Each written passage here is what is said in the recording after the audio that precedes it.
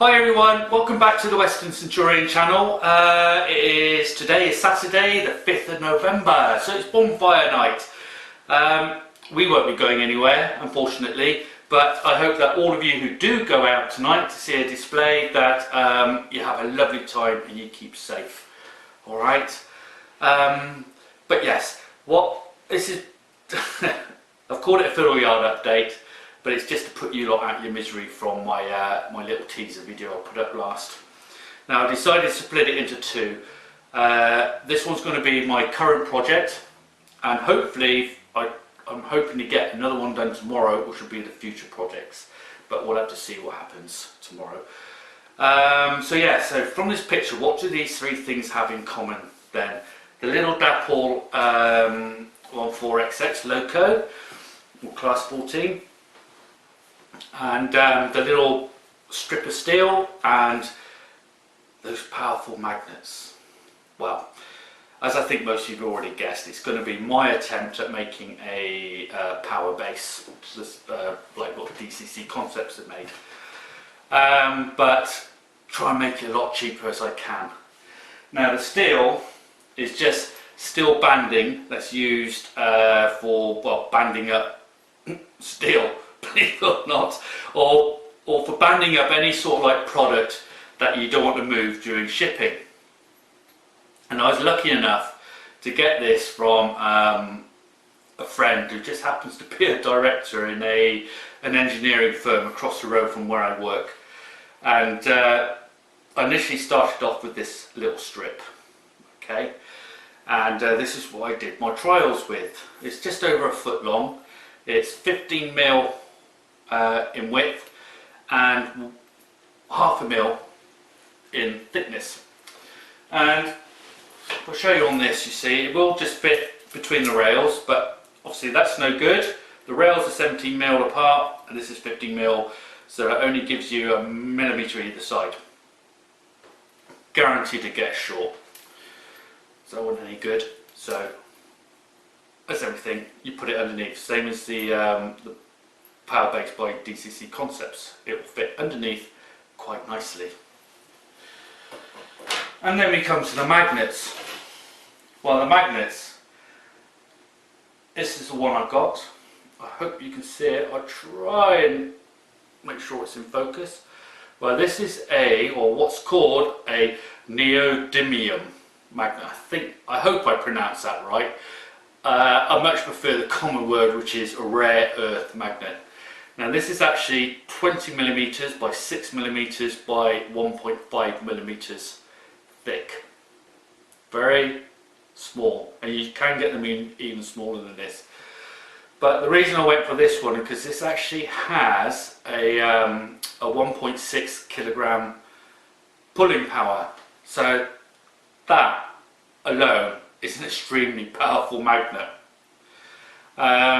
And as all things that are powerful, they do have their weaknesses. And with these magnets, it's the fact they're very, very brittle. So when you're handling them, just be careful. You won't actually break them by touching them and holding them in your hand and moving them around.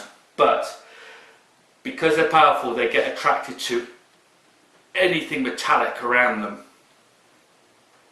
And as I found, I want to show you this here, that's two that have actually broken. They are that brittle, and those two broke because they were actually about 4 inches apart from each other. And I just moved one a little, or knocked one, and they got attracted to each other and poof, shot together and broke. So yeah, just be a bit careful on how you handle them or where you put them. So what I had to do was obviously fit some to the class 14, the 14XX. So I tried fitting one. I put one magnet on the bottom, and the magnet just stuck to the bottom of the loco straight away. I tried that, it didn't work. So I put another magnet on or two magnets together underneath. That still didn't work, so I put 3 magnets, and bingo, the loco pulled up. The incline with the metal strip under the track went out without an issue. So from that I did some calculations and I worked out that we need about no more than a 7mm gap between the magnet and the metal strip. The more you can reduce that, obviously the better the magnetism will be, and the more it will pull the loco down onto the track. So you'll get to see all that in a minute. So what did I decide to trial it with? Well, what I thought was to get the worst loco to run up this incline. I'd use that as my guinea pig. Now this Dapple 14XX has actually got rubber on a set of its wheels, or rubber tyres. So it's still got some grip anyway, and it could actually pull, I found, from about 5 coaches anyway. So what I decided to do was to try the worst case scenario, which is my Hornby Dean class, the Lorna Dune, which is a 422. Now, so that only has 2 drive wheels and they don't have any rubber tyres on. And now I found that couldn't even pull 1 coach up the incline. It would slip. So I thought I'd try that first, okay? And what I'll do now, I'll show you the clips of the Lorna Dune with the magnets underneath. I think Lorna Dune I only had to put 2 magnets on, but I had to stick those on with some a bit of double-sided sticky tape. So you can watch her now trying to attempt to get up the incline, but that is with just this little strip of metal. So it's not a long way for her to go, but I think you'll be quite impressed in what happens. Okay, so we'll be back in a minute.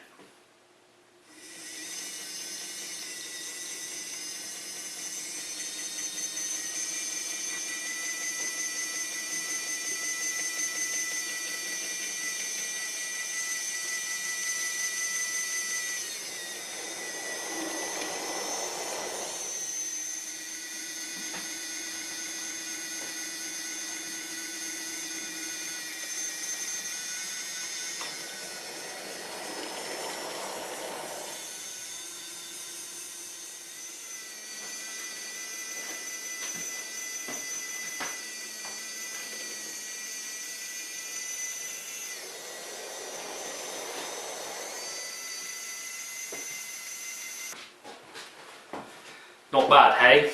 That is, I was absolutely blown away what a difference it actually makes. But I did that video a bit earlier on in the week, as I say, with just this little short piece of steel, which is about just over a foot. But on Friday, I went back over to see my friend, and this is what I came back with. This is not all of it, but I've got some, roughly about 4 feet in length this is. So I was able to actually use this on the track on the complete incline up. Because in the videos you've just seen, that little short section was halfway up the incline. Now I needed to know whether that loco would still be able to pull the coaches up whilst the coaches were on the was it, yeah, 3rd radius bend. So by having all this, I could put all that in, and I probably got it up here, coming up here now somewhere, the video, show you what it looks like when it's in situ. That meant that I could have the coaches in a long line before the curve and on the curve, and then see how the loco actually pulls them up. Now I did this with the 1.4, the class 14, and as you're going to see in this video now, you can see the coaches. That is 10 coaches, I believe, that she's got attached to her, and see how well she pulls those as soon as she gets over that metal strip with 3 magnets under her belly. Alright? Enjoy. I'll be back again.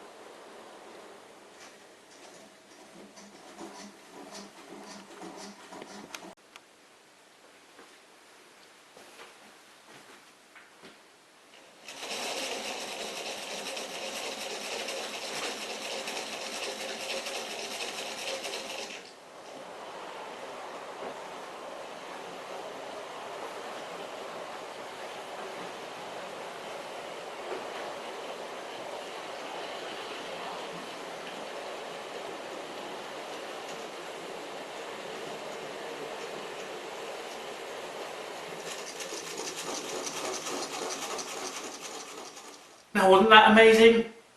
I must admit, it just blew me away to see this little tank engine putting those 10 coaches not just up the incline but around the curve as well.